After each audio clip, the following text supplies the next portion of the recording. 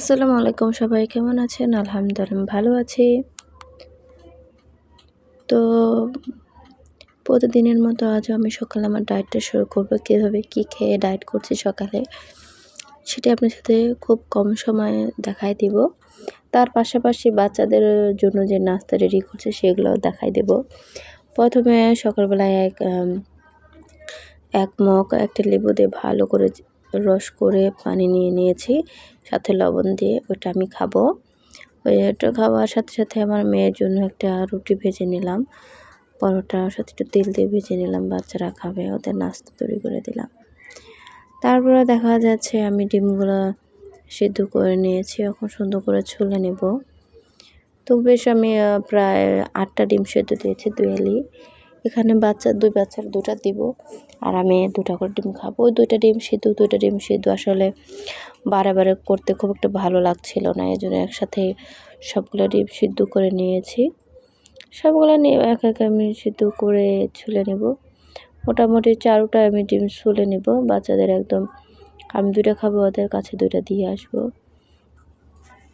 দেখা গেল না ছুলে দিলে আবার বলতে হবে ছুলো খাও, এর চেয়ে চিন্তা করলাম ছুলেই দেই, খাওয়ার ভেজালটা ওদের থাকবে না।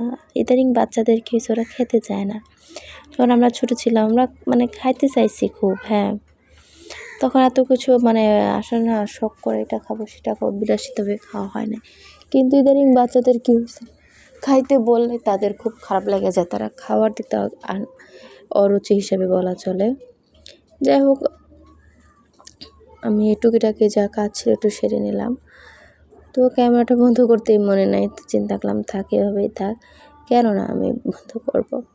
যাই হোক, যারা আমার ভিডিও দেখেন তাদের কিন্তু অনেক ধন্যবাদ। লাইক কমেন্ট করবেন, সম্পূর্ণ ভিডিওটা দেখবেন।